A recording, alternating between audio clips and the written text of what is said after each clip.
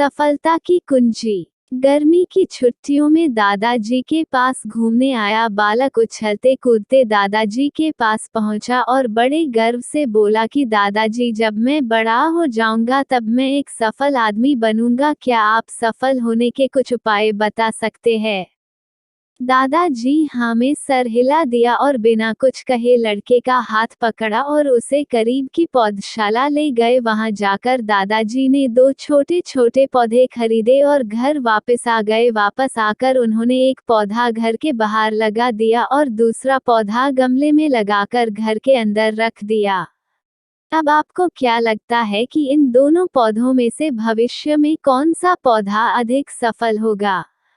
दादाजी ने लड़के से पूछा। लड़का कुछ समय तक सोचते रहा और फिर बोला, घर के अंदर वाला पौधा ज्यादा सफल होगा क्योंकि वो हर एक खतरे से सुरक्षित है, जबकि बाहर वाले पौधे को तेज धूप, आंधी, पानी और जानवरों से भी खतरा है।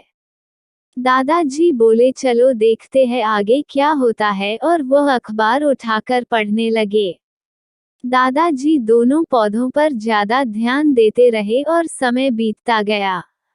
3-4 साल बाद जब एक बार फिर वह लड़का अपने माता पिता के साथ गांव घूमने आया, तब अपने दादाजी को देखा तो देखते ही बोला, दादाजी, पिछली बार मैंने आपसे सफल होने के कुछ उपाय मांगे थे पर आपने तो कुछ भी नहीं बताया था, पर इस बार आपको कुछ बताना ही होगा। दादाजी मुस्कुराए और लड़के को उस जगह ले गए जहां उन्होंने गमले में पौधा लगाया था। अब वो पौधा एक पेड़ में बदल चुका था। लड़का बोला, देखा दादाजी, मैंने कहा था ना कि ये वाला पौधा ज्यादा सफल होगा।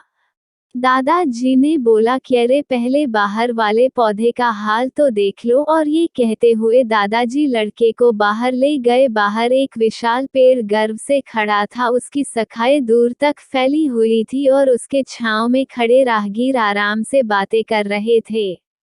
अब दादाजी ने पूछा, बताओ कौन सा पौधा ज्यादा सफल हुआ? लड़का कुछ शर्माते हुए बोला, बाहर वाला।